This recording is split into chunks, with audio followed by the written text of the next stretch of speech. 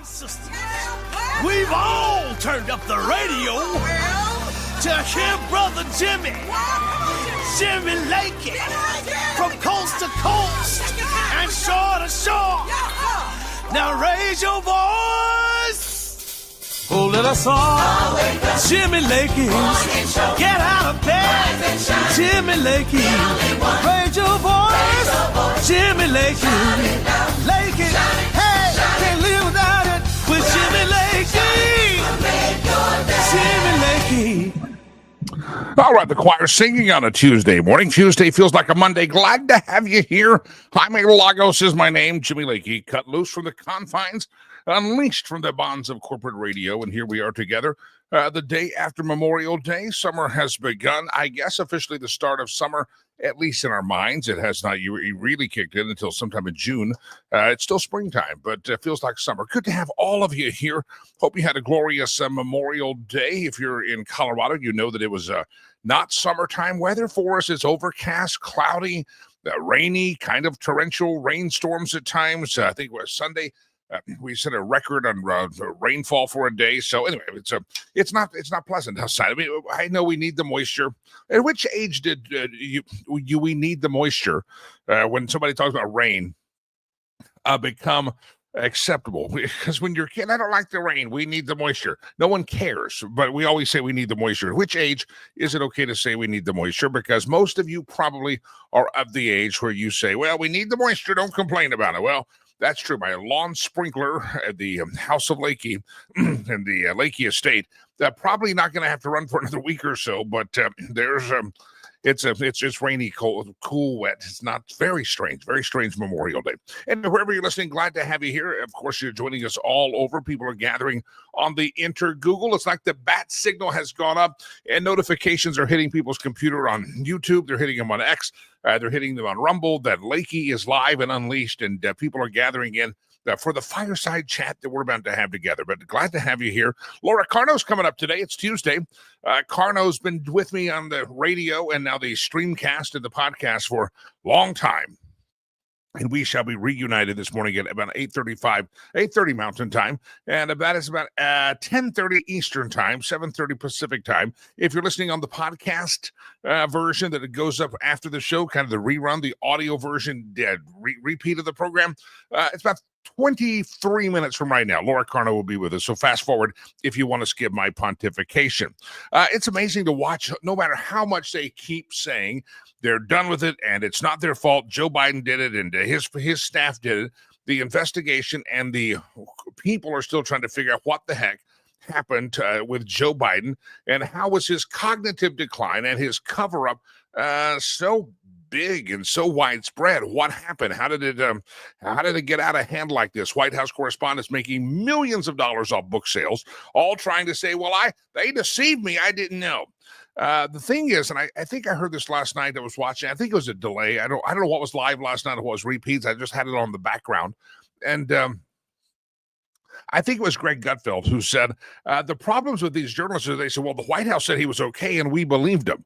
And Gutfeld framed it like this. If you're the media, question everything. You should assume that they're spinning from the White House. You should assume the Trump team is spinning.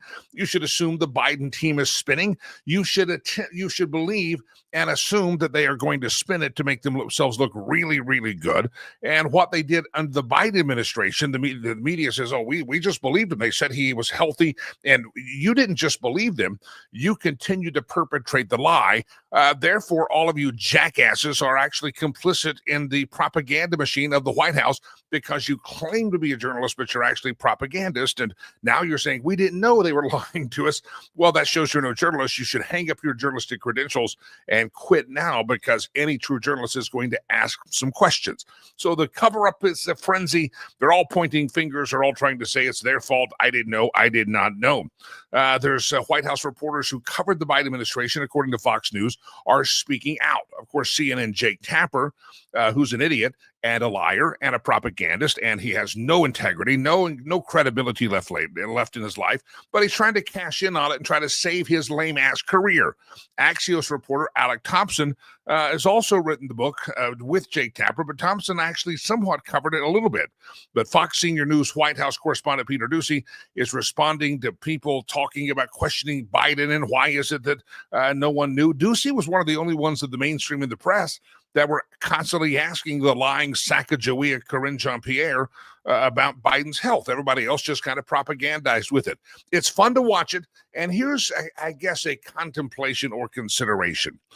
How long will this scar last? I think right now, one of the parts of the Trump derangement syndrome that you see the American left circulating on is that they're trying to find an identity, and no matter what identity they find, they're out of touch with the American people. And then when the American people look over here, they see a Democrat party. They said, you lied to us. You lied to us about Kamala.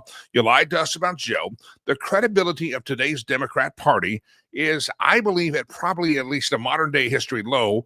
And I guess the question becomes, will they recover from the slide that they are in? I heard it also asked last night, are they going to be able to get this, I guess, infection? They caused the lies. Are they going to be able to get that out by the midterms? Maybe not. Are they going? And Republicans shouldn't screw this up because Democrats have done a lot to damage their own reputation if Republicans can get out of their own way before the midterms. But here's the other question. Of the Democrats that are going to run for president or want to run for president in 2028, is there anybody out there that's untarnished about propagating the Joe Biden lie? Everybody was in on it. Everybody knew it. There was no real secret. It was hidden in plain sight. And even old Gavin Newsom, even though he wasn't in the administration, was oftentimes a frequent defender of demented Joe Poopy Pants Biden. You had Pete Buttigieg out there. Buttigieg is he's lost all credibility. He was a cabinet officer. Even if he wasn't allowed to meet Joe Biden, maybe that should have sounded a cover-up. Maybe that should have sounded an alarm in his head. So it's going to be interesting to see if the Republicans can get out of the way before the midterm.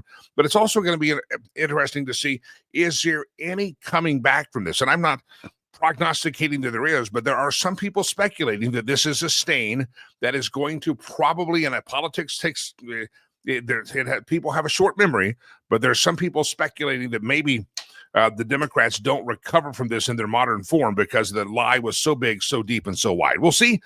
Give me your thoughts. Don't forget, on all the platforms we're on this morning, you can make a comment. You just simply post a comment and say, hey, I'd like to talk to you. And you post it up there. Arloa just jumped in. Arloa's a regular from Texas. She says, yay, it's Carno Tuesday. So it's just like that. Dennis, I see, is jumping in there from the YouTube this morning. I can tell by the logo on his comment.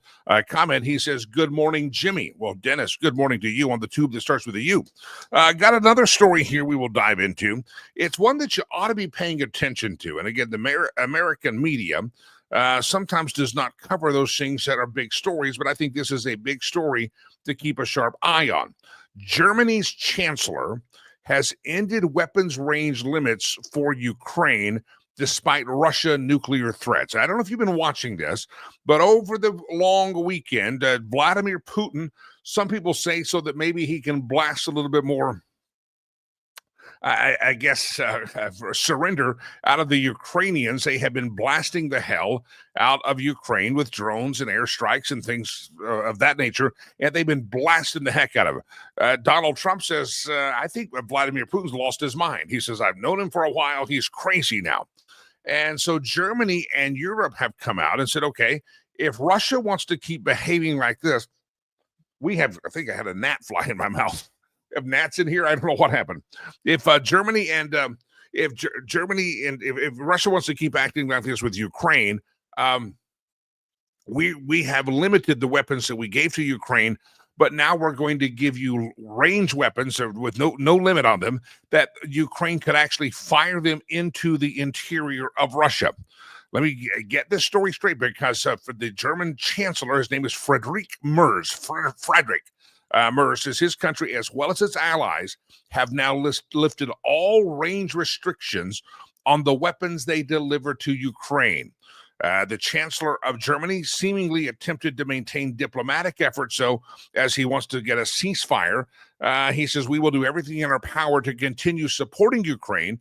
And this also means, with the blast over the weekend, of giving them large range with weapons without having any age range restrictions. My tang is tungled on a Monday morning. Ukraine can now also defend itself by attacking military positions in Russia with the weapons we give them. This was an announcement made by the German Chancellor, in the on the Twitter platform or the X platform. Here's a kicker on this. The German Chancellor also said that the United States is also going to participate in giving Ukraine more weapons. I have not heard of this from the White House, but it's from the Twitter that the German Chancellor is saying, yes, the United States, the United Kingdom, Germany, France, everybody giving Ukraine money and weapons are going to be able to take the restrictions off and start giving them more. Here's a question for you. Is this an escalation?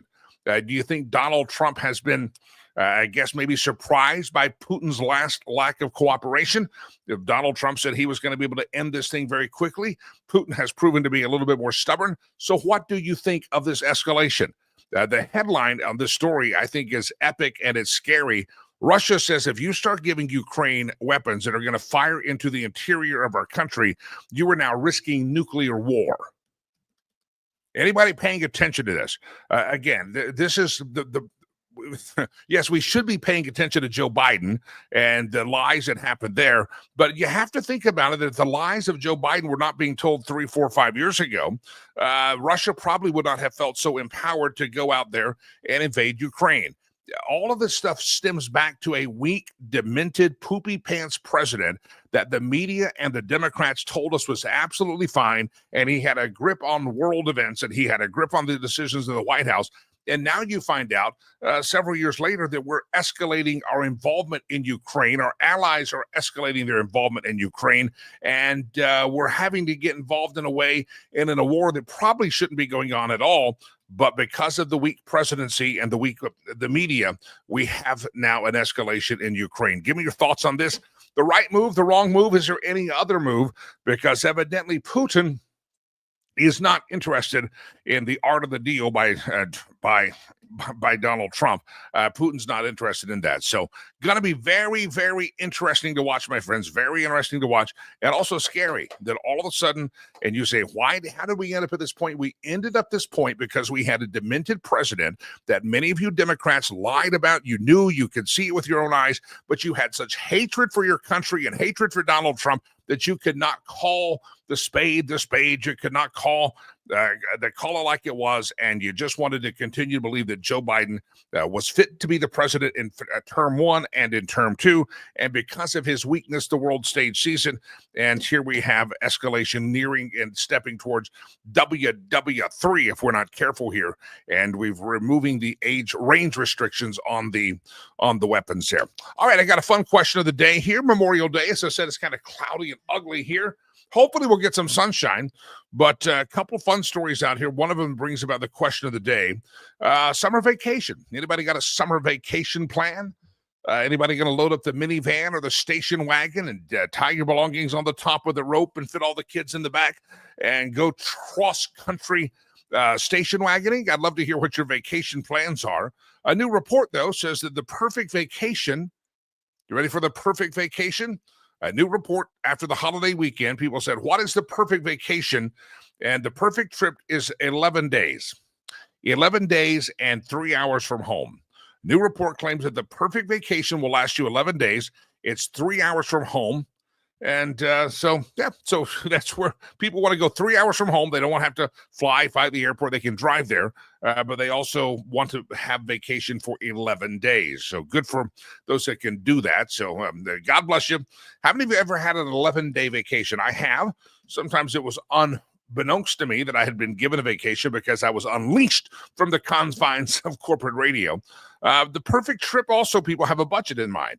If they're going to take the whole fam on vacation, and they could dream big, then people would say they kind of did a budget. If I could do this, and this with my family, and money were no object, the average that came up in the study was $8,800 per person of the dream vacation. Now, you say that seems a little high per person. If you got a family of 5, $8,800 times 5, that's an expensive vacation. Well, it includes 3-hour flights, so people want to fly for 3 hours. So It doesn't say you have to drive 3 hours from home, but you want to be able to fly 3 hours. So it includes flights, and people in their dream vacation are putting first class tickets in there as well. But that basically about $800 a day if people could outline their very favorite vacation spot, getting there, living the life that they want to live there. They figured they would spend about $800 per person on vacation. Now, what's your perfect vacation? That's our question of the day. Where do you want to go on vacation this summer? When was the last? Do people still do the big road trips? My son has traveled the world, and now we have flown places and done the road trips, but we've done the Mount Rushmore type things. We've done some of those, but I think it's because when you live in the West, everything's so far apart. When I grew up in Dallas, we took one road trip.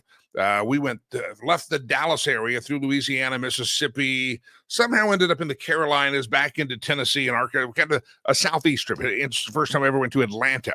But those were pretty easy trips to make because things were so compact and close together. 3 hours from home does not mean that you have to drive there. It makes it easy if you do want to drive there. But people don't want to drive 6-7 hours. They don't want to fly 6 or 7 hours. They want to be 3 hours away from the front door of their home, and people can do that. 63% say they're going to be looking for somewhere with a beach this summer. Somewhere with the beach is the requirement. What is your perfect vacation? I know people growing up in Texas. I know people that are farmers in the Midwest. They oftentimes don't care much about the beach. They don't care much about the beach. My friends, my friends don't care about the beach. They want to escape to cooler weather. Hey, producer Chad, I've got a technical issue here for just a second. I'm going to take off the camera here for just a moment, and we're going to play a little music. I have a power issue, and evidently my power cord behind me somewhere is not working, and I need to figure out if I'm in the right socket. You wake up on a Tuesday morning after not being around, you're not sure you're in the right socket. So everybody stand by. We're going to be right back. When I come back, I'm going to read your comments. Everybody go to the comment board, all the platforms, and tell me, where's your favorite vacation? Do you 63% want a beach this summer? Everybody hold tight. We got to fix a power issue here. Yeah, I think it's over there. But no, I'll get it.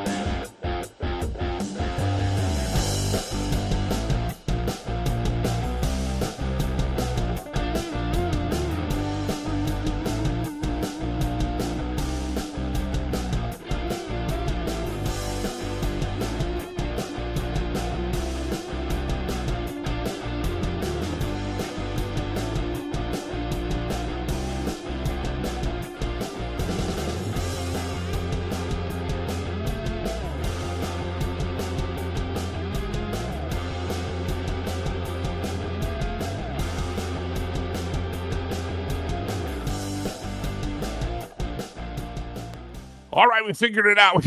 It wasn't the power. I thought it was falling out of the wall. It has one of those cubes on a computer that you use. It has a cube, and it plugs in like a transformer, and then it plugs in the computer. I'm not an electrician. And then goes to the wall. Well, guess what happened? I'm over there jiggling the wall going, what happened? Did the power outlet go out?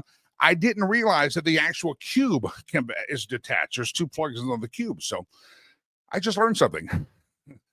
All right, perfect vacation. Ready? Cody says the perfect vacation is Cuba, the DR, with my buddies who are having drinks and cigars with good food. It's always good to know we have people of character that watch this show that are cigar smokers. And I think that sounds like a great vacation. Now, the time of the year to go to Cuba and the DR would matter slightly a little bit. There's times that it's less humid than more humid. Jim says, lake vacation with fishing and boating. That is his perfect vacation.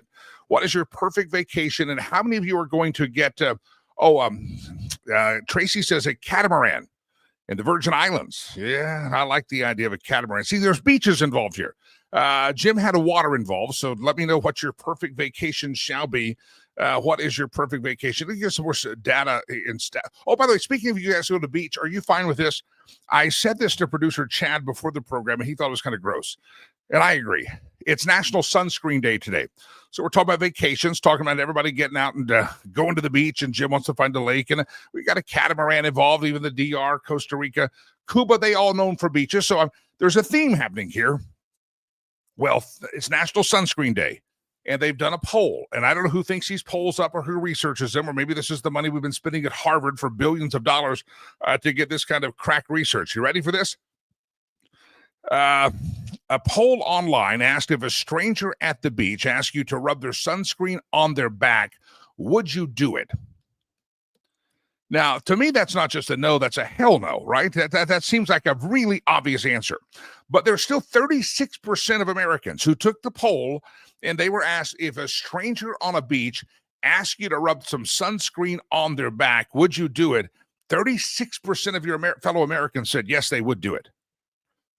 Who are these 36% of people? Well, now there are some caveats. Producer Chad and I did come up with this caveat. If you were there and you're let's say a beautiful person and fit all the right images in some dirty old man's head, they said, you say, would you rub the sunscreen on my back? You're like, I'll rub that sunscreen anywhere you want it. I'm just talking to the average person out there that comes up to you on the beach and says, would you rub the sunscreen? Guess what? 36% of the people are cool with that. And I want to know who you are. And so that's a follow-up question. What is your perfect vacation? And if a total stranger walks up to you on a beach and says, hey, could you put the sunscreen on my back? Do you automatically say no? 64% say decline automatically. In the comments, someone asked and scolded the people that said, no, I wouldn't do it. And in the comments on the poll, somebody said, I dare you, skin health is very serious. If the person needs help with that, you're taking care of their skin. The poll did not ask people if they would go and ask somebody to lather them up, but it said, would you lather up someone that's a total strangers? Now, boomers and Gen Xers on National Sunscreen Day, which I'm a Gen Xer, are probably paying the price of UV tanning beds and suntan lotions. But Gen Zers are lax about skincare too. So boomers and Gen Xers, we exposed ourselves to those tanning beds back in the 80s and 90s, I guess, a lot. And we are known to have a lot of skincare issues, but Gen Zers are also slackers when it comes to skincare. Gen Zer, who are adults now, said 10% have suffered burns that are bad enough to scar and blister. Sunscreen is the number one weapon in the battle against skin cancer. Now, I want to use a caveat here. Do some research on it. There's a lot of people say that a lot of the chemicals that are in modern day sunscreen are, let's just say, not real good for you. And there's a lot of folks that say that the chemicals in that sunscreen, I'm not a doctor on it, so I just want you to know that there are some people that will say that that sunscreen is going to one day turn out like red dye number 5, and you're going to go, why the heck was that chemical in the sunscreen? So anyway, let's say with the fun part of the question, is there anybody out there that would say, Lakey, yes, if a stranger walks up to me and wants me to lather them up with some sunscreen, I ain't got no problem. There's your second part of your vacation question. Where is it that you would go on vacation, your dream vacation? And how long would it be? 11 days is what people say. And then would you allow someone to either lather you up on your back and put that sunscreen on, or would you help a total stranger, all for the sake of skincare issues? There's your question of the day. Don't forget you can comment on all the platforms out there. I'd love to have you do so. You can do that on the Twitter, the X, the Rumble, the YouTubes, the Facebook. We're on so many platforms I can't even keep up with it. So wherever you're listening, I promise you there's more people listening. By the way, later in the day, if you missed part of the show and you want to hear more of it, or you want to hear it again, just the audio only, if my beauty is too distracting and you can only handle my voice because seeing the face causes you to stumble in your walk with the Lord, what you do is just listen to it. You get all the podcast platforms, wherever you listen to podcasts, whether that is Spotify or the Apple Podcasts or even the old evil empire, the iHeart Kingdom. We love you there. Even those folks, they carry the podcast out there. We're glad that they do. Download, listen to the show, look up Jimmy Lakey Unleashed, and right after the show's done, it goes out in the podcast world. So we have thousands and thousands and thousands of earballs that listen to the show every week and every day, and we're glad you do it. Some listen in real time, some listen after the fact, some are catching up now. So however you listen to the show, glad that you are doing that. I got another story here I want to do. This war with Harvard. Anybody been following the war with Harvard? President Trump says you're a bunch of anti-Semites there. You're Jewish haters is what you are. You're anti-Semitic, Holocaust believing, as far as you'd probably love to see another Holocaust idiots that run Harvard, allowing students and professors to chant things like from the river to the sea, Palestine shall be free, which basically is a call for the annihilation of Israel. Harvard has allowed Jewish students to be hassled. Jewish students have been blocked from class, such as Columbia. Well, Harvard has $1 bazillion, and bazillion is like a numerical number that I learned in math in Texas. We have bazillions. You have billions, we have bazillions. Well, they have a lot of money. $34 billion, I think, in endowment. And so a lot of us go, why are we even giving Harvard any money? Let them pay for themselves. It's funny to hear on one hand, the American left wants to tell you that it's millionaires and billionaires and oligarchs, right? That's what old Bernie and his ratty, rabies-infested hairstyle looks like. It's oligarchs, it's billionaires and millionaires and the oligarchs. Well, it seems as if the Democrats would come out, since the oligarchs all come from the Ivy League, it seems, since the oligarchs have billions of dollars, it seems as if people like Alexandria Ocasio-Cortez would also be condemning the oligarchs and the children of oligarchs who attend Harvard, and would be applauding the removal of billions of dollars that we give in grant money to Harvard and Columbia University. Because why? They preach against the oligarchs to you all day long. So why is it that the Democrats aren't jumping on this idea by President Trump? Hey, let's take the billions of dollars that we're giving to the children of oligarchs at Harvard and Yale and Columbia and all these Ivy League places. Let's take those billions of dollars from Harvard and let's put them in trade schools. That's the working class, folks, right? The working class is going to go to the trade school. Notice it's Donald Trump who comes up with these ideas. Was it Alexandria Ocasio-Cortez or Jasmine Crockpot? Or Crockett, or Croc, whatever her name is, were these people coming up with middle-class ideas with no tax on tip? Stop the tax on the Medicare? Social Security? Who's coming up with the ideas as far as let's fund the trade schools better, making them more accessible rather than the programs run by oligarch-type scientists at Harvard? It's always quite interesting to me.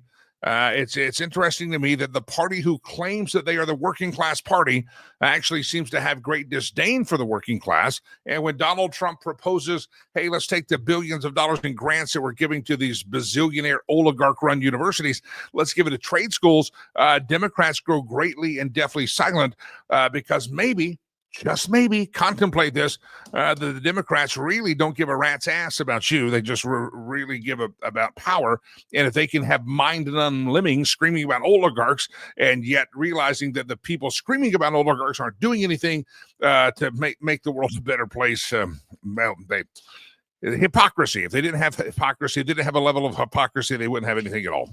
All right, what else do we have? We got the Biden cover-up and the frenzy continues. Will the bounce back happen? Will they be able to bounce back from this cover-up of the Joe Biden health and mental health and cancer scare? A lot of frenzy still on that, and it's well-deserved. We also have the story of the Harvard. What about the money going to trade schools? Where's Bernie Sanders? Where's AOC on this? It seems like they would like Donald Trump's idea here, but they can't afford to do that. Donald Trump is a form and a way for them to have recognition. It's a way for them to run money and to raise money. Their ideas are not anything about accomplishing anything. Their ideas are all about the spotlight and their narcissism. And also, I want to pay attention to the story. I highlighted to you that the German chancellor has tweeted, and this is a big deal, a really big deal. The German chancellor has tweeted and said that the Germans, the Brits, and he even said the United States, I guess he has the right to speak on our behalf, have now lifted all range restrictions off weapons that we are going to give to Ukraine so that they would have the capability, because Putin's gone bat crap crazy, according to Trump, they would have the capability of escalating as Ukraine and launching missiles and weapons into Russia. And Russia is now saying, hey, be careful what you give them because we could be launching something back with you. And it could be nuclear. So watch out, my friends. This is a very dangerous development here in Ukraine, and I think it's probably being undercovered a little bit by the media here. All right, ladies and gentlemen, I teased earlier, and some of you celebrated accordingly. I teased about you going on vacation. Where's your ideal vacation? Survey says 11 days is the ideal vacation. Where would you go? Most of you that I'm seeing have water involved in your vacation. There's a catamaran. There's a lake view. There's the beaches of Cuba and the Dominican Republic, having drinks and cigars and good food on the beach. I like all these ideas. Where is your dream vacation? And is 11 days, a survey says 11 days is how long people say they want to be on vacation. So give me your thoughts on all the platforms, all the comments. Love to read them and love to hear what you're doing and how you're planning and what you think you would like to do this summer for vacation. Does anybody still have the station wagon, or anybody out there going to load up the minivan and pack up all the kids and take the road trip? When's the last time you did a big road trip, and what was your favorite? I told you my only one big one I remember as a kid was over a week long, and we did the Southeast, and that was a long time ago. I was probably in 3rd or 4th grade, so it was a long time ago. I'm surprised we even had motorized vehicles that long ago. That's how long ago it was. Ladies and gentlemen, on this Tuesday day, the glorious day the Lord has made, we welcome into the program none other than Faster Colorado's very own. Boy, I'm out of practice from talking. I must not have talked enough this weekend, in the 3-day weekend. Laura Carno, up on the stage. She goes, good morning, Laura. How are you? Hello, I'm good. It's a Tuesday that feels like a Monday, which is why your mouth doesn't work yet. FasterColorado.org is good, but I couldn't say it. I wanted to say Faster Colorado's very own Laura Carno, but sometimes the brain is working, but the mouth is not quite in 3rd gear. I get it. Sometimes it's a matter of, did I have enough coffee this morning? Did I get enough sleep over the long weekend? All of those things. The answer is no, and no. Yeah. Thank you for asking. Now that I feel bad, let's wrap it up. Nap time. Let's take a nap. Laura Carno, favorite vacation? You got a vacation planned? I mean, it's any plans for vacation? A little holiday for Miss Carno? So here's our summer situation here at the Carno household. Tomatoes, right? You can't leave the tomatoes. We garden, yeah. So from April to November, that's like all the gardening season. It's also our faster season. Speaking of crazy cat lady, look, a cat has walked on the screen. Yeah, that's Josie. Hi, yeah. Josie. She can't hear. She's 17. She can't hear. Okay. Even if she had earbuds in. So you can't. April through November, you can't leave. You're stuck. Well, we could, because there are people who can keep care of things and harvest for you.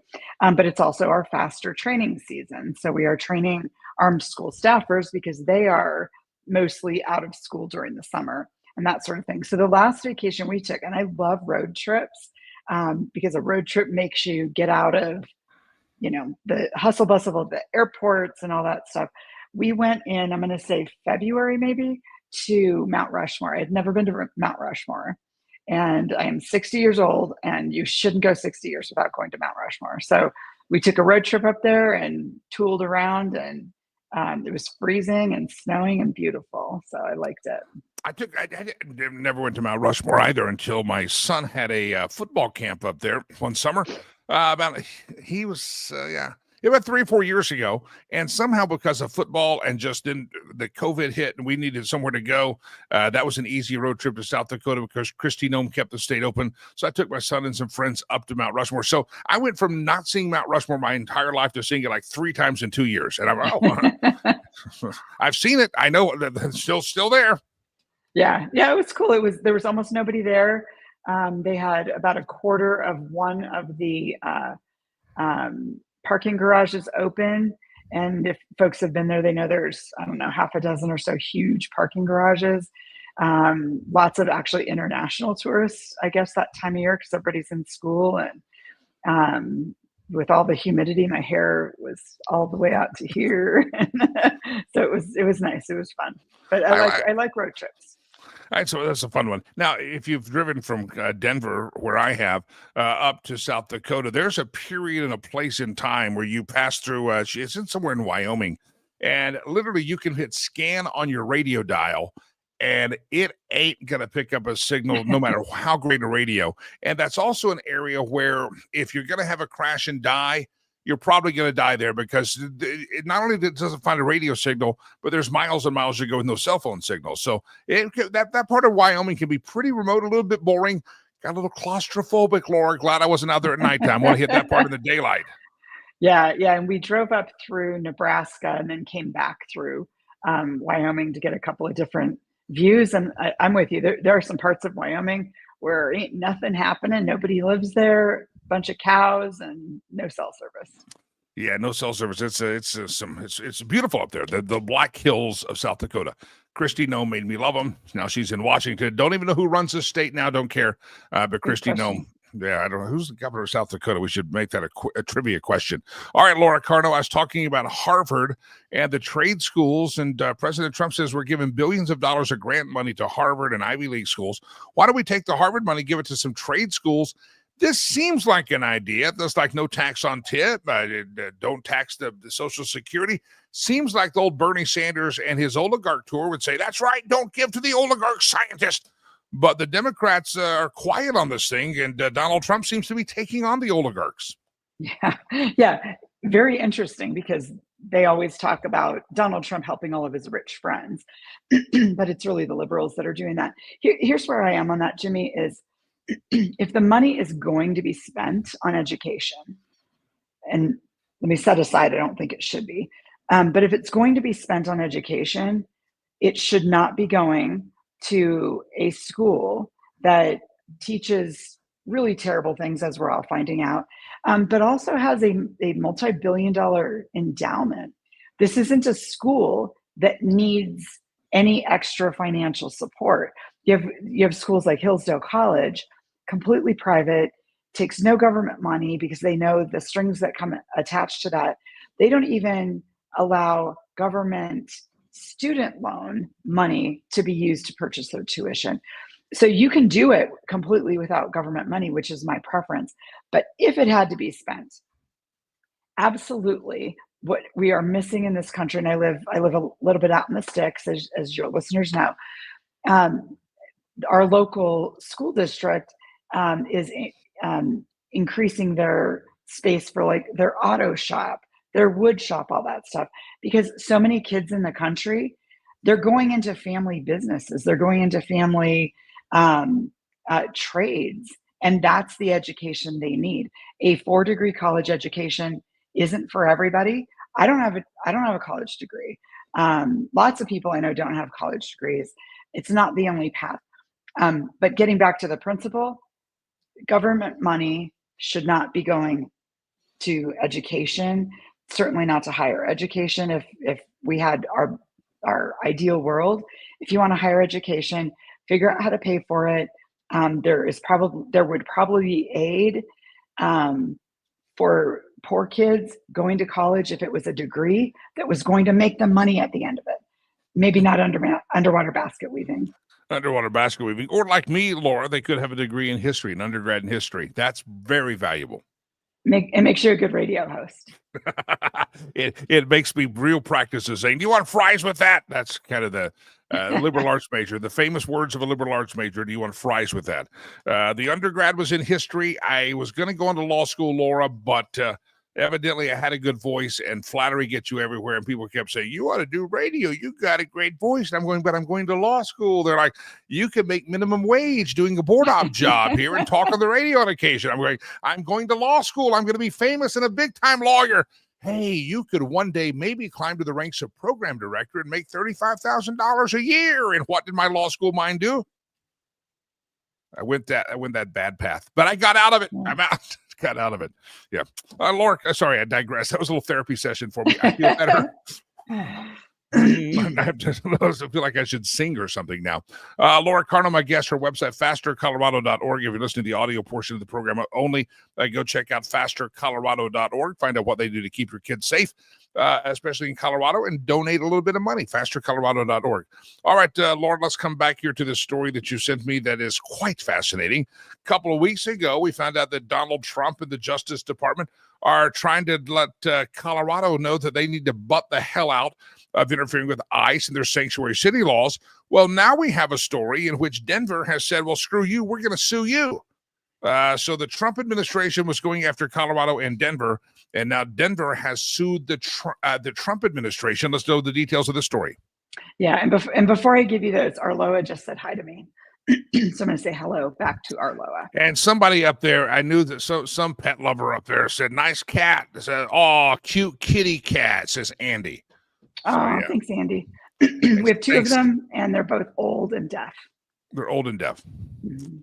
Sounds like a couple of bosses I've had before in my life. Yeah. So the Denver story, the Trump administration has said, you're not getting federal funds if, and some of it has to do with interfering with ICE. Some of it has to do with DEI initiatives, all those kind of things.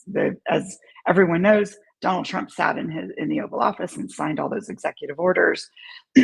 and these are the elections have consequences. These are the consequences of a federal election like this, when a president is saying, we're not going to fund cities that do all this terrible stuff. So Mayor Michael Johnson in Johnston, in Denver, get the Johnston confused, in Denver, is now suing the Trump administration because of that. So I just want to set this up, going back to a matter of principle and how dependent cities are on federal money. As you always say, feeding on the teat of, what do you say? Something like that. Yeah, on you have your mouth on the government teat. That. But it just shows you. Well, he said, I'm too gracious to say that. I'm not going to say that. What he said. Well, I just didn't want to say it incorrectly. There's probably some correct farm way of saying it I might mess up. But these big cities are so dependent on federal money that they can't run without all of this federal largesse. So you have two choices. You don't get it, or you comply and get it. And that's what this whole like strings attached to federal money means. But the other thing it does, Jimmy, and I think a lot of people don't think of it this way or talk about it this way, but if you have all of this money coming from the feds, then you don't have to make all of the tough decisions there in your city. And so if Denver's getting 40% of its money from the federal government to run, then you don't necessarily have to persuade your taxpayers. We have a taxpayers' bill of rights here in Colorado, where for the most part, there's some cities who've voted it out in their local areas, but for the most part, you have to ask people before you tax them, consensual taxation. They don't have to make those tough decisions. They don't have to persuade the taxpayers, hey, this thing that we need a tax increase for, we really need it because of this good reason, so that it'll cause people to vote for it. But with all this money, pouring in from your rich Uncle Sam, you don't have to make those decisions and make that case to your taxpayers. So federal government money is so terrible on so many levels. And now the city, and you've got some stuff coming out of the Attorney General's office here too at the state, suing the government using our tax dollars to make our tax situation worse. Pretty bad stuff. Yeah, it's nutso is what it is. And again, I hate this fact that we have all this money that comes from the government teat to make us behave. Your schools have to be operated this way. Your roads have to be done this way because we're going to let you feed off the government teat in Washington. Meanwhile, people, if you're in Colorado, we like that money. Yeah, but do you like your tax dollars being taken from your home in Colorado, your job in Colorado, sent to Washington, D.C., and rather than coming back here, hey, those folks over in New Jersey, they need a little help too. They're the government teat, and it ain't good. It ain't good. And again, Denver's wasting tax dollars, and Denver's run by, and Colorado's run by incompetence, and this is on display. By the way, is there an S in the Johnston, or is there a T in the Johnston? Is it Johnston or Johnson? Michael Johnston. House Speaker Mike Johnson. Yes. Yeah. Yes. The mayor has a T. The House Speaker, no T. Johnson. Yeah. Well, I don't know. Some people would argue he may be low T, but I don't know. The mayor could be low T. Well, I think with how bad he has run Denver, and lots of folks, when Mike Johnston was running for mayor of Denver, and he's a pretty young guy in political terms, most people were thinking this is a step for him to run for governor after Colorado Governor Jared Polis runs for president, which a lot of people think is going to happen. Most people think is going to happen.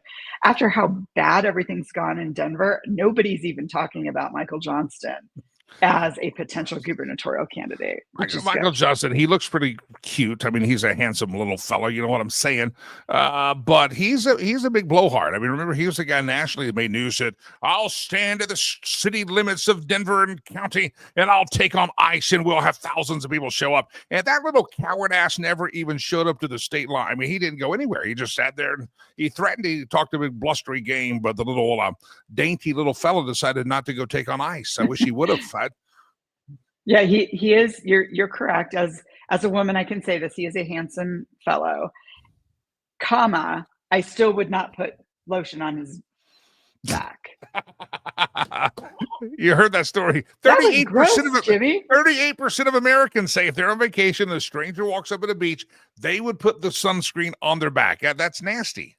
I would like to see the gender breakdown because I'm going to bet that most of that, what was it, 36%, 38%? 36, 38%. Okay. I would bet that most of those are men, and they would only do it if it was a bikini-clad young lady.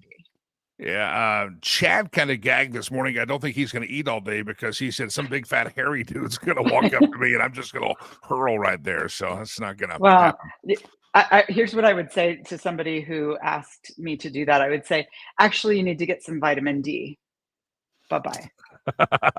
I'm sorry. You're kind of pale and pasty, and you got a fur coat on that back. I don't think the sun's going to get through it. Sorry. Somebody's commented about your cat that walked on screen a second ago, and now Oliver A. Richardson says Laura is still hot at 60. Oliver, based on your photo, you look like maybe a year or two older than me. So maybe I look like a young lady. I will let my husband know. Oliver thinks you're hot. Okay. Thank you, Oliver. You're super kind. Oliver's messaging. Oliver would like to put sunscreen on you. Sorry, I'm going to leave that alone. Stop it. Laura Carno, fastercolorado.org. Jim says, do you think the 36% are all related to Biden, Clinton, or other leftists? They don't rub the sunscreen on you. They just sniff your hair, Jim. That's all they're going to do. I think Jim asked the right question because there are, like, you hear all this Epstein stuff and Diddy stuff, and there are social circles that not only do I not belong to, but I've apparently led too sheltered a life to know much about them. But you hear some of the stuff that goes on that seems to be a day, just a normal day in the life of some people, and you go, man, I'm missing out. I'm glad I'm slightly sheltered if that's what I'm sheltered from. Maybe they didn't think it was sunscreen. Maybe they thought it was Diddy's baby oil they were going to be slathering on people. So I don't know. You just want to get grosser and grosser, don't you? Faster. You know me well. It's a sophomore humor. LauraCarno.org. fastercolorado.org. I'm still picturing. Never mind. I don't want to say what I'm picturing. Laura Carno, fastercolorado.org, fastercolorado.org. We'll see you next week. Carno Tuesday. We always have fun on Carno Tuesday. Oliver says that Laura's hot.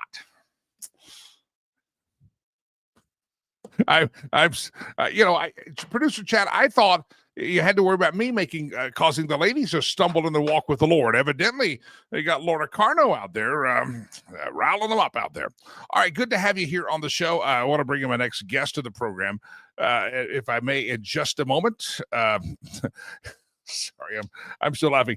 Dr. Gilda Carl, is in this green room, coming on here in just a moment. Let me remind you also, we're wrapping up the month of May here and heading to the summer months, and you can still help our charity organization, riverspromise.org, building Legacy Christian Academy in Rwanda. I'll be heading over there in a few weeks. Rivers Promise, you see the sign behind me. If you can help us out, we had a goal for the month of May for a $50,000 fundraising streak, and we're still haven't hit that 50, but it would help us ramp up our operation expense of Legacy Christian Academy for the rest of this year and allow us to move on to capital expenses so that we can continue our construction process.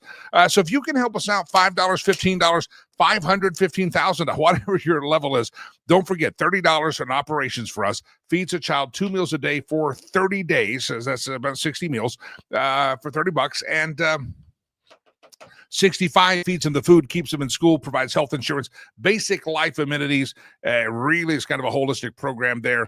And $30, $65, that's a breakdown per child. But whatever amount you can give, we'd appreciate that. $50,000 goal for this month. Couple of more days left in the month. We want to wrap up our OPEX, operational expenses, fundraising, riverspromise.org, riverspromise.org. All right, ladies and gentlemen, let me bring into the program, if I may, our next guest here on Lakey Unleashed. Don't forget, if you're missing any part of the program, go subscribe on all the platforms that are out there for podcasting: Apple Podcasts, Spotify, iHeartRadio, and you can listen to the audio version of the show if you're not watching it live right now. On all the platforms, you can listen to the audio version throughout the course of the day. Thousands and thousands of people, thousands of ear holes listen to the show every week and every day, and we're glad to have you, whether you're listening in real time or delayed time. Either way, we're glad to have you. All right, my next guest is PhD Dr. Gilda Carl, author of a book called Real Men Don't Go Woke. Dr. Gilda has appeared on most television and talk show news shows and was the host of Fox's Dr. Gilda TV show pilot, MTV's Love Doc, and TV shows on Trinity Broadcasting Network as well. She wrote the 30-second therapist column for the Today Show called Ask Dr. Gilda. Please welcome from the green room onto the stage and the platform this morning. It's Dr. Gilda disappeared from the green room. We lost Gilda. Nope, she disappeared. All right, well, I don't know what happened to Dr. Gilda. Let me text here, see if I can figure that out. It's live. This is a live show. Yep. I'm texting producer Chad. That's what I'm doing. I'm not texting you. I heard producer Dr. Gilda show up, but then it disappeared. All right, good to have all of you here on the show. Don't forget riverspromise.org. Producer Chad, do you want to go ahead and we can do the meme roulette in just a moment? She's having troubles getting video, I think they said Dr. Gilda as well. Used to be on Fox News. We figured this one out. Tina Peters. We'll bump up the meme roulette if we continue to have problems here with Dr. Gilda. Tina Peters is a name that many of you in Colorado know, and you're familiar with the plight of Tina Peters. And Tina Peters is one who was a county clerk or the county election office in one of the mountain towns, the mountain areas. And she got caught up in the questioning of the 2020 election integrity. And there's more and more coming out about election integrity that I think is quite interesting, prolific, that should be looked at. Matter of fact, I'm not able to do it today, but I was invited over the weekend by Heidi Ganal, who was former gubernatorial candidate, was texting me on Thursday and Friday if I could be in Denver today, which I cannot be in Denver today, to MC an event, I think at the Denver Press Club, in which they're unveiling evidence that I think is in Arapahoe County, Colorado. There were a lot of irregularities in the 2020 election. Well, Tina Peters got caught up in a lot of that frenzy after that, and she ended up getting convicted of some things, and I don't have the exact charges against her, but she's been locked up. Pretty hefty charges against her. They really came after Tina Peters, county clerk, and she's now sent out a letter to President Trump. She's we're told, at least news stories have been, that she's has health issues, not doing well in prison. She's been locked up. She's an older lady. She's I believe a Gold Star mom, but they went after her because she dared to question, and whether or not she did right things or wrong things, really the hatred towards her is because she questioned the integrity of our elections in Colorado. So here's a message that is out there that evidently that Tina has sent to President Donald Trump. Dear President Trump, when I first met you the first week in May 22, you told me when this is all over, you will be a hero. Then you added, you are a hero. Tina Peters says, today I write from a prison on Memorial Day 2025 with great sadness. Not because I'm in prison, but because my Navy SEAL son died defending this country. He was 3 weeks from going back to Iraq with SEAL Team 3 after serving 9 long years, starting in 2008 when Obama was elected. He hated the fact that the administration mandated that his team train the enemy. He loved what his did on the team, but he hated that the president would not let them be effective against the enemy. He loved to base jump, wingsuit, and taught many of the guys to do so. Remington Jordan Peters died on his part of a Navy leapfrog team that served for 2 years. Most people do not know that in addition to his duties as a SEAL, he trained and worked with SEALs and Army Rangers to go after human traffickers. Tina writes to the president, she says, prison is very difficult for me because me and my family have always treasured liberty so much. My husband of 35 years, after me exposing the biggest scandal of election fraud, was taken from me illegally and has died as a result. He had served in Vietnam as a Marine and was in a nursing home and moved out of my care when I was put in prison. These evil criminals have done to me and my country. It grieves me so.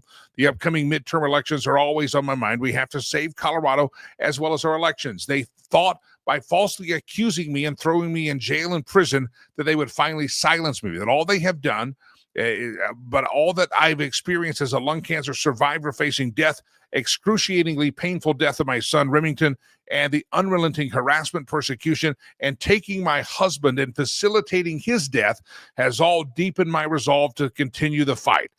Tina Peters continues to opine, and she says the people responsible for putting me here on a national level, like Merrick Garland, are done, but Jenna Griswold, the one who deleted 29,000 2020 election records and more, is running for Colorado Attorney General, and the current Colorado Phil Weiser Attorney General is who's responsible for putting me in here, is running for Colorado Governor. Mr. President, I appreciate all you've done. I know my request is just a small thing on the many global events that you have to be responsible for in the light to affect change, but I ask for God's mercy and direction in how I can be further service to the country and regain my liberty. Gold Star mom, former Mesa County clerk and recorder, Tina M. Peters, housed at the La Vista, Colorado Correctional Facility, inmate 203512. So, interesting letter, and we need to get a follow-up. I know President Trump instructed the Justice Department to look into the Tina Peters case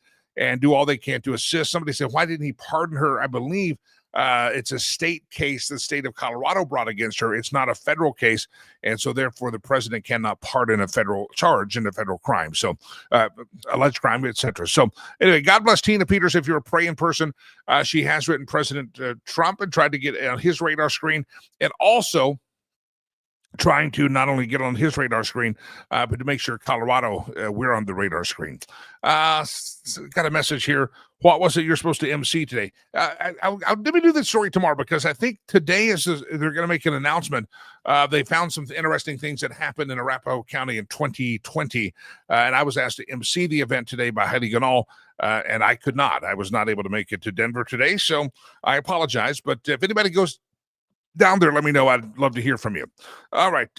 Let's see, a couple more comments, then we're going to do the meme roulette. I guess Dr. Gilda connected, and then she was having trouble and disconnected. That's what I'm learning from her publicist in real time. Oh, we may have it, Dr. Gilda, now.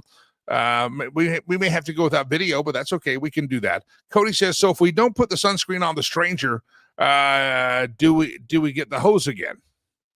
I'm not sure exactly what that means. I heard Griswold's family, the Griswold's family perfect vacation was to go to Wally World. Yeah, so maybe anybody do the amusement park? As a kid, man, we just want to go to amusement parks. I remember we went to, and I was just a small child, I went to Six Flags over Georgia. We do amusement parks because we were doing the road trip as a kid. But yeah, I did take my son and his friends over the COVID. We vacationed for a couple of years. I said, screw Colorado. They don't want my money. So I took my money out of state, took it to Florida a couple of times. We went to South Dakota a couple of times. We went to find free places to live and enjoy. And Disney was full. Disney had to have a reservation. But we went into Universal Studios and had a blast there. And I figured out they were old enough that they could stay at the park for a while. I had to hang out with them for a while until they got to the real crazy rides. And then I would leave and go find a place to have a cigar and come back and pick the kids up later. They were 14, 15. They were totally fine. It wasn't like they were 6, okay? They weren't riding the teacups at that age. All right, good to have all of you here. We do have Dr. Gilda. We're going to go without the video. I believe she's having technical difficulties on the video cam, but that's okay. Dr. Gilda, welcome to the program. Their mic is not connected either. Dr. Gilda says the mic and add them to the stream. They need to connect their mic and cam before I can add them. So Nothing's connected there on Dr. Gilda's part. All right, ladies and gentlemen, we're going to have to do the meme roulette here, the stolen meme section of the show. And if you don't know what the stolen meme section of the show is, it's where we go around the globe and we steal memes from where we don't know. We'll try to get Dr. Gilda rescheduled at a time that we can get the mic and camera working for her. That's the beauty of this format. Everybody has to, some people, the technology works great, and some people have a little bit more difficulty. That's okay. We'll get Dr. Gilda back. I do want to promote the book, though. It's author of the book called Real Men Don't Go Woke. Why don't you look that up? I'll plug the book anyway. We don't have audio or video on Dr. Gilda. We can go without video. We can't go without audio, obviously. So Dr. Gilda, again, the Real Men Don't Go Woke. And just look up Dr. Gilda. Her website is, let me pull this up anyway. The people do. It's loading up here. I'm checking it's real time. We're expecting to have a guest, so I like to plug their books for them. Author of Real Men Don't Go Woke, and it's Dr. Gilda, DRGILDA, drgilda.com, and you can learn more about Dr. Gilda. Maybe you've seen her on Fox before, seen her on some of the other television stations out there, but Dr. Gilda's latest book, Real Men Don't Go Woke. All right, we'll do the stolen meme section of the show since we're having technical issues with Dr. Gilda. We go round and round the globe. We go where we steal the memes from no one knows. Here we go. I want you to look at this photo, my friends. Everybody look at the photo. You may have to go back and look at it. This could be my life story. And you'll see the little trap, the milk carton ready to snap and fall on someone's head. And there's a trail of tacos leading right to it. And that's pretty much how I got kidnapped. Anybody feel this? Yeah, I feel that one as well. All right. Yeah, I got kidnapped that way. That's a good way to get me. Round and around the globe we go where we steal the memes from no one knows. I always try to remind you the idiots that lied to you about COVID. Jared Polis being one of the lead idiots in this nation. Gretchen Whitmer, J.D. Pritzker, all these jackass governors that want to be president one day. They need to be reminded of this is what happened. See the basketball hoop with the screws and the bolts with 2x4s right there on it? Remember when they tried to defeat a respiratory virus by preventing people from going outside to exercise? Anybody remember when they filled the skate parks with sand because they didn't want the kids out there on their skateboards? Why? Because Jared Polis is a tyrant. That's why. Gavin Newsom's an ass wipe. The tyrant they are. They're all tyrants. And that's what they did. Jim says Taco Tuesday. I'm trapped to that latest meme there. I mean that sincerely. It makes me so angry when I see that photo. It's a funny meme, but it is a reminder that Jared Polis, J.D. Fat-Ass Pritzker, Gretchen Whitmer, Gavin Newsom, if you run for president, and when you start running for president, I will do my best, and I hope that a whole bunch of other people do all their best to remind people of the idiocy and the lies and the fake news that you spread about COVID and the lives that you destroyed. You destroyed lives, Jared Polis. You caused kids to commit suicide by locking them out of school. J.D. Fat Butt Pritzker, you did the same thing. Gretchen Whitmer, that photo right there should be a reminder as to the stupid policies. And if you led us that way with such deceit about COVID, can you imagine the deceit they want to percolate and populate through their policies that they enact and give the rule of law to? All right, sorry, that sets me off. When I see that image, it just ticks me off to no end. Round around the globe we go where we steal the memes from no one knows. Lady standing there, she's dug a hole. And she's it looks very nice. As James Comey would say, it's 8 feet long and 6 foot deep. It's an 86. And the guy's wondering, he takes a photo and says, my wife took up gardening. I wonder what she's going to plant. You might not want to have an extra pillow on the bed, sir, when you go to sleep tonight, because you may wake up with that on your face. Round around the globe we go where we steal the memes from no one knows. ChatGPT has been announced as the Harvard valedictorian. That's a headline from the Babylon Bee. So we do know where some of these come from. The ChatGPT has announced Harvard valedictorian is announced as Harvard valedictorian. The Babylon Bee. Round around the globe we go where we steal the memes from no one knows. Next month is Pride Month, says Robin. Batman slaps him across the face and says, next month is June. Let that seep in, my friends. Next month is Pride Month. Whack. Next month is June. Yeah, so I take it we're not going to be celebrating Pride Month here on the show. I'm guessing not. I am the commander of the Screencast, according to the title on the screen, and I'd like to spin the meme wheel one more time and see if we have any more memes in the meme roulette machine. Round around the globe we go. Where we steal the memes from, no one knows. Ladies and gentlemen, we have milked the meme machine dry, which means we're out of things to put up on the screen. It's Taco Tuesday. Now I'm hungry for a taco. Thanks, Jim. Appreciate that. Don't forget homeswithsherry.com. Sherry Cree, realtor extraordinaire. I was reading one of her posts that she put up over the weekend. You can follow her on the Facebook. And it was just amazing how she went into a house and evidently somebody was very concerned about getting a sign in the yard. And yet she had a buyer and it goes in the house and the paint job is bad. And she lists all the things, the reasons sometimes people don't get their house set up the way they want to when it comes to selling a home. And maybe they think it's an additional expense and they don't think it's worth putting a new, fresh interior batch of paint on. And there's all these reasons. And Sherry just starts listing, I want these excuses to not be excuses for my clients because I know they add value. The number one ROI that you can do is have a fresh coat of paint on everything in your house if you're going to sell it. And if you can't afford it for whatever reason, you're living in Joe Biden's economy, Sherry has people that will do the work, get paid at closing. And she says it's just so important.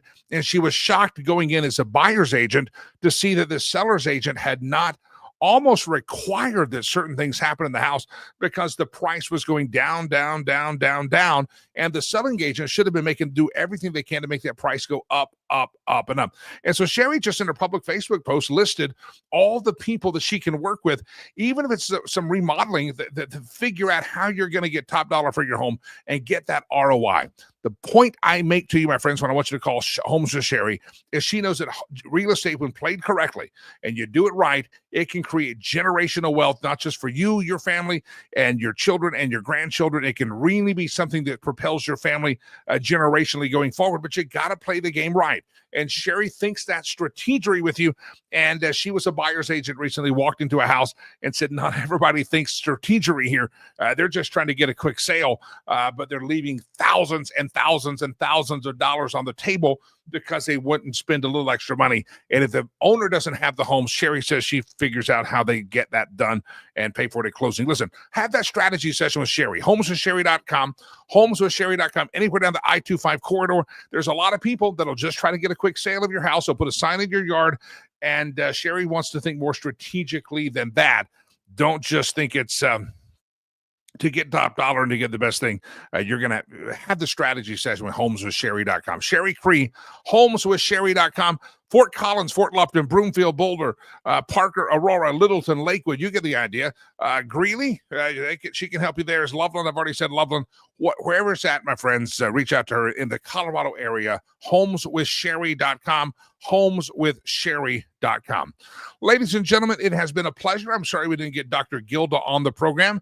It was not our fault. It was a connection issue somehow on her part, according to the text messages that are flashing up here right now. But hey, we'll try again to get Dr. Gilda on. And again, the name of her book is called Real Men Don't Go Woke.